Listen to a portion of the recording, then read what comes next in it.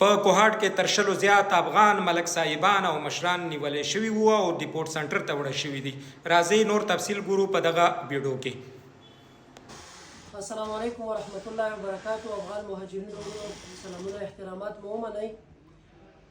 څرنګه چې تاسو ته معلومه ده چې د پاکستان حکومت افغان مهاجرینو ته د پاکستان څخه د وتلو حکم صادر کړی دی او د دې حکم د صادرولو راهیسې تقریبا 6 میاشتې تېرېږي. خو اوس هم په کوهاټ سیمه کې چې د نن معلوماتو مطابق 42,000 افغان مهاجرین پاتې دي. د کوهاټ د انتظامیې له خوا نه د ډي سي صاحب د ډي سي صاحب او د نورو اعلی افسرانو د خوا نه موږ ته ډېر په سختۍ سره ویل شوي دي چې تاسو به نور 10 ورځې ټایم لرئ. د 10 ورځو نه وروسته تاسو ته هیڅ ټایم نشته. نن موږ میټینګ ته غوښتل شوي یو او په میټینګ کې چې د موږ سره څه شوي دي هغه موږ ته پته ده او تاسو ته ویل غواړو ځکه چې تاسو خو د دې تاسو ته چې دا خبره ښکاره نه کړو تاسو په دې باندې بې عمل نه کوئ.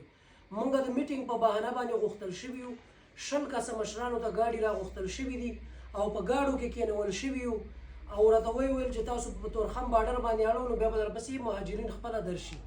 نو ورونو تاسو ته موږ دا وایو مه د خپلو مشرانو بې عزتي کوئ. تاسو ته بار موږ دا خبره کوو سر د نن نه د کډو بندوبست ونیسئ. موږ ته یې ویلي دي چې تاسو به په 10 ورځو کې دا 3 واړه کیمپونه جمع غلام بانډه او بلان شینډن چیچنه د ټولو کیمپونو مشران یې راغوښتي وو چې 10 ورځو کې که چېرته تاسو دغه افغان مهاجرین دا کیمپونو نه ونه وتئ او خپل کورونه مو ړنګ نه کړه او کډې مو بار نه کړي نو په 11مه ورځ باندې به سکواټرې راولو.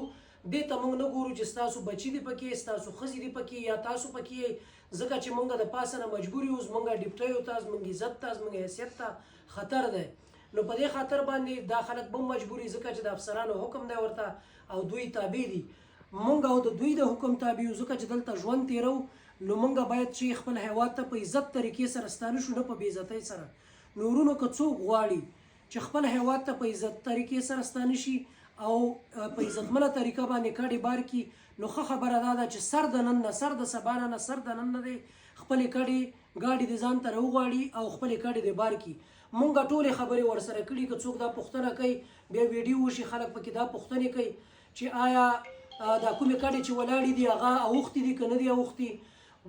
په حمزه بابا کیم کې په زرهاو کډې ولاړې دي یا د ګاډو کرایهګانې زیاتې دي یا مثاله پلو په عمري کیم کې چې د بیروبار ډېر زیات دی.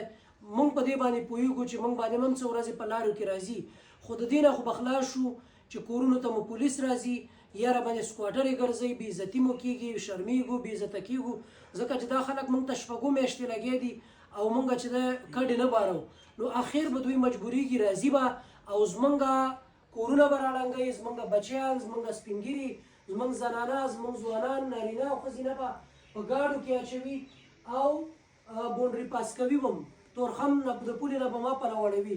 نو تاسو ټولو نه یو ځل بیا خواست دا دی چې تاسو ګورئ د دې ناستو کسانو کې ډېر خلک داسې وو چې اوس لاړه منځونو ته وواته یا نورو کارونو پسې وواته. موږ نن دغه غونډه دغه لیکل مو وکړه په مشترکه ډول باندې هر ملک به په جومات کې هم دا خبره کوي ملا به د منبر نه دا خبره کوي ځوان به په ولسونو کې دا خبره کوي چې نور موږ په عزت سره خپل هیواد ته تلل غواړو. د کوهاټ د انتظامیې نه مو دا خواست دی مخکې مو درته ویلي اوس هم درته دا وایو چې په باعزته طریقه باندې مو رخصت کوي چې د 40 کاله مهمان نوازۍ په اخره کې غلط میسج پاس نشي چې موږ په عزتداره طریقه په باعزته طریقه باندې د دې ځینه لاړ شو او خپل هیواد ته ستانه شو. ورونو تاسو ته مو دا خواست دی چې سر د نن نه خیره خپلو کډو ته ملا وتړئ او خپل هیواد ته ستانه شئ. ډېره زیاته مننه. او د پیسو خبره چې کومه ده کوم کډې چې د دې ځینه ځي هغوی دپاره چې مخکې څنګه هغه 15,000 روپۍ ورکول کېدي هغه به ورکول کېږي. که چاته د ګاډو تکلیف وي هغه د خپلو ملکانو سره رابطه کوي چې هغوی دلته د ټیکېدار نه ورته د ګاډي غوښتنه کوي خو کرایه به خپله ورکوي. صرف 15,000 روپۍ د کوهاټ د انتظامیې د خوا نه ورسره کومک کېږي. مننه.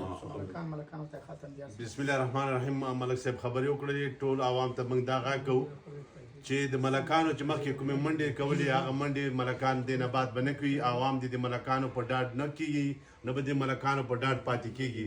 ملک صاحبانو چې کومې دروازې وټکولې یوه دروازه هم نه ده پاتې نه دوه ځلي دروازې ټکولو ته ضرورت شته. خپل عوام ته دا غږ کوي ټول مشران ناست دي چې ټول دې مهرباني وکړي او خپل وطن ته د بندوبست ونیسي زر تر زره په لسو ورځو کې د ټول کیمپونه د کوارټ خالي کول غواړو.